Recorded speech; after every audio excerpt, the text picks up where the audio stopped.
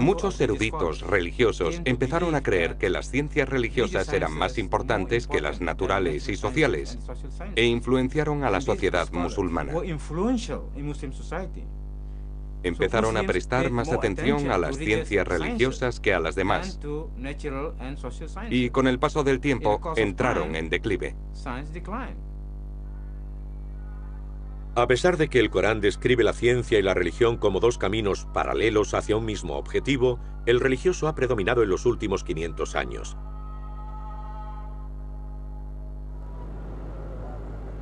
En las últimas décadas, varios países musulmanes han adquirido grandes riquezas. Regiones agrícolas se convirtieron en megaciudades en el curso de una generación. Pero llevan a cabo muy pocas investigaciones científicas, en comparación con otras regiones igual de ricas. El renacimiento de la ciencia aún no ha tenido lugar. Hay varios factores que han atrasado al mundo árabe. Uno de ellos ha sido el hecho de ser tan ricos en petróleo. El dinero fluye hasta las arcas de la élite gobernante, cuenten con una economía moderna o no. Mientras que los japoneses, por ejemplo, con sus escasos recursos naturales, tuvieron que levantar una economía e industria modernas para sobrevivir en el mundo actual. Mientras, en Kuwait y Arabia Saudí, la élite sobrevive muy bien vendiendo petróleo. Creo que ese es uno de los factores que los mantiene atrasados. Otro es que para construir una economía moderna hay que crear una clase media con cierta libertad económica. Existe una gran presión de la clase media emergente a los gobiernos para que les concedan más libertades económicas y políticas. Y si consiguen sociedades más abiertas y regímenes más liberales, es probable que nos alcancen como sucede en la India. Turquía es un ejemplo de ello, igual que Indonesia y Malasia. Malasia ya es bastante rica y a Indonesia no le va nada mal. Es fácil que suceda, depende de los acontecimientos políticos. En las últimas décadas, la tecnología moderna ha entrado en el mundo musulmán, pero se ha integrado solo para usos prácticos, sin que afecte demasiado a sus tradiciones. Las demandas de reabrir el debate entre ciencia y religión han vuelto a surgir en los últimos años, y no solo entre los intelectuales. Internet está lleno de grupos de discusión sobre lo que llaman ciencia islámica, la reconciliación entre la ciencia y el Corán. La discusión suele remontarse a sus raíces en la época dorada, pero la vieja postura de ciencia y religión por caminos separados debe ser revisada a medida que la tecnología actual empieza a cumplir las predicciones del profeta de que podemos conocer a Dios mediante la ciencia. Hay debates en las sociedades musulmanas que son muy positivos, porque creo que es cuestión de tiempo que veamos surgir posturas muy claras respecto a la relación entre Islam y ciencia.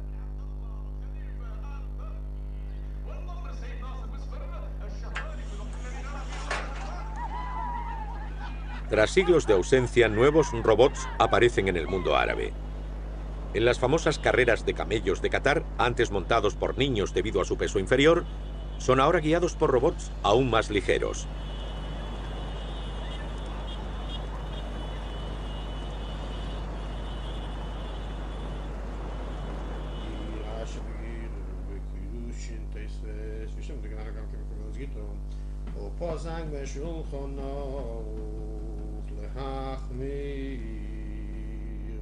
La comunidad judía no hizo ningún robot durante la Edad Media, pero sí creó una leyenda sobre uno de ellos, el Golem.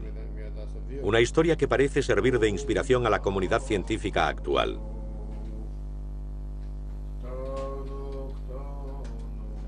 En ese edificio, en el clásico laboratorio de inteligencia artificial, conozco al menos a 4 personas que afirman ser descendientes del Rabino Loew, famoso por ser el primer cabalista que construyó el Golem. El Rabino Loew vivió en Praga en los siglos XV y XVI y existen varias historias sobre su Golem. Una de ellas dice que cuando el Golem murió, puso su cabeza en el ático de la sinagoga de Praga y creó una frase para revivirlo al final de los tiempos. Y a un par de personas que trabajan en ese edificio, incluido Marvin Minsky, le dijeron esa frase el día de su bar mitzvah. Sus padres o abuelos les dijeron que ellos debían ser quienes revivieran al Golem. Y por supuesto, es fácil establecer un paralelismo con la inteligencia artificial. Si quieres revivir al Golem, crea un sistema de inteligencia artificial. Dos de las personas que afirman ser descendientes, una de ellas Jerry Sussman, uno de los profesores, y la otra es Joel Moses, que ahora es director del Instituto Tecnológico de Massachusetts. Escribieron en un papel la frase que había aprendido para revivir al golem, y al compararlas, vieron que eran la misma. Así que esta tradición ha sobrevivido 400 años y está muy presente en la comunidad que investiga la inteligencia artificial.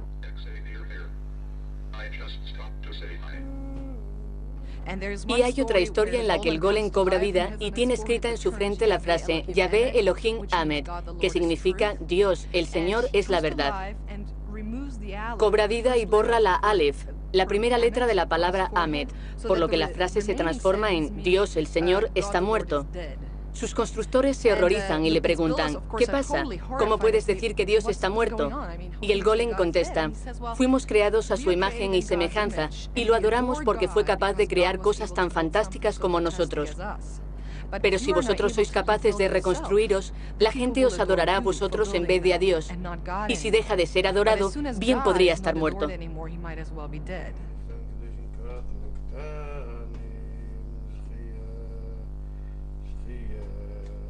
La comunidad jasídica ortodoxa cree que el fin de la vida humana en la Tierra está cerca.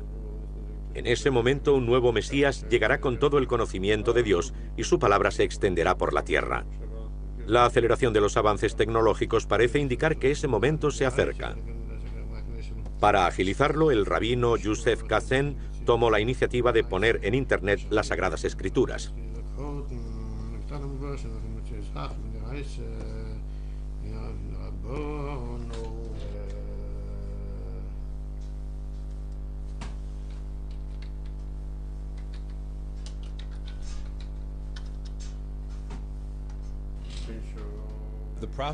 La profecía de Isaías dice que llegará el tiempo en que la tierra será llena del conocimiento de Dios, como cubren la mar las aguas.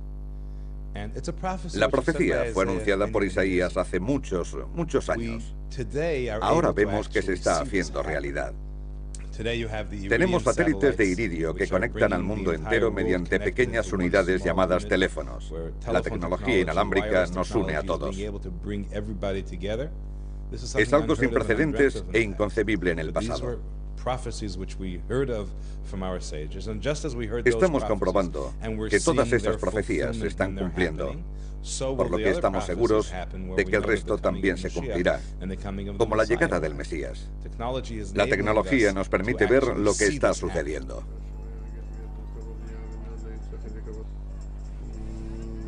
El Mesías digital.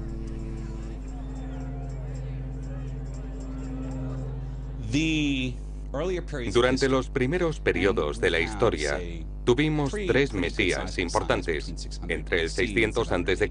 y el 700 después de Cristo, Buda, Jesús y Mahoma.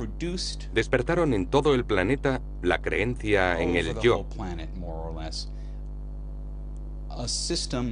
No está claro si ese concepto sería similar al actual ego del lenguaje freudiano. Pero resulta interesante saber que Buda hace referencia al ego para luego contradecirlo. Olvidadlo.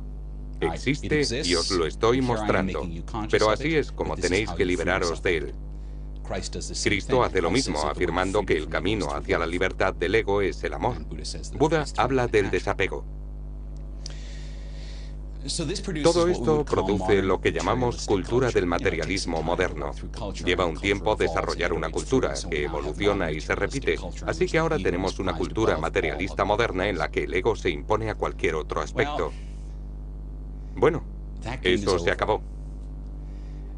Pero la mejora del software no se va a producir mediante la manifestación de una persona.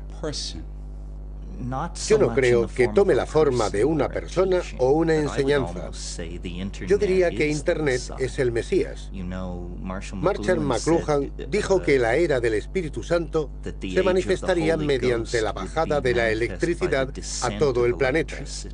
Identificó la electricidad con la tercera entidad de la Trinidad. En ese sentido, estamos viviendo en la era del Espíritu Santo, e Internet es su nave.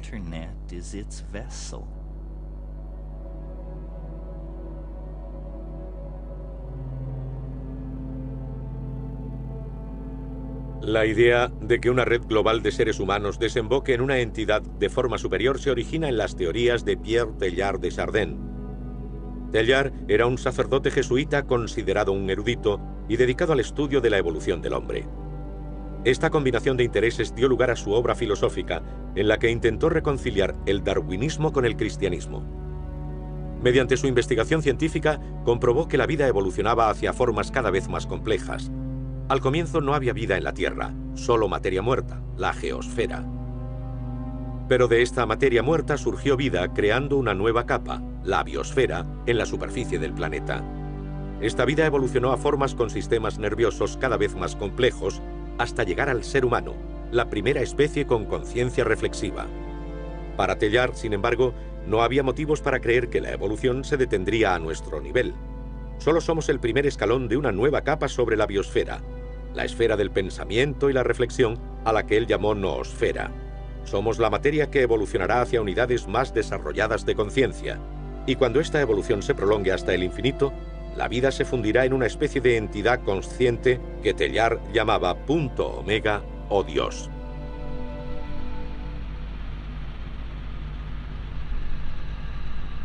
La población humana se ha extendido por todo el mundo, transformando la biosfera en una esfera consciente. Algunos teóricos identifican Internet, que convierte al mundo en una aldea global, como el primer paso hacia la fusión de la conciencia humana en una forma superior de complejidad. Puede que parezca una interpretación exagerada de las telecomunicaciones actuales, pero hay personas de la comunidad científica que consideran plausible la fusión de nuestra conciencia en un futuro. Si tenemos a 100 personas buenas en sus respectivos campos, podríamos crear a una sola con lo mejor de cada una de ellas. Una vez que las personas se conviertan en máquinas, ¿por qué no combinarlas y crear unidades mejores?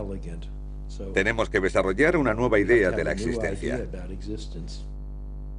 La persona que formuló esta idea en su forma más elaborada es Frank Tipler. La vida es básicamente informática, así que deberíamos considerar que la vida futura serán ordenadores. La esencia básica de la vida, sin embargo, no es el hardware, sino el software, los programas del ordenador. Por ejemplo, los humanos podríamos decidir cargarnos en un banco de memoria informática que fuera enviado a colonizar estrellas cercanas. Habrá humanos virtuales, no humanos al nivel más bajo de realidad, que es lo que somos ahora, sino un aspecto más espiritualizado de nosotros mismos. Se trata de ciencia pura que ahora se ha entrelazado con la religión. Yo puedo usar ambos lenguajes, el científico o el religioso, para describir exactamente lo mismo.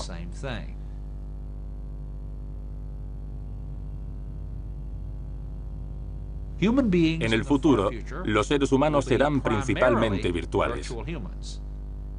Y son ellos los que subirán a sus naves espaciales diminutas y viajarán a planetas lejanos, colonizándolos y empezando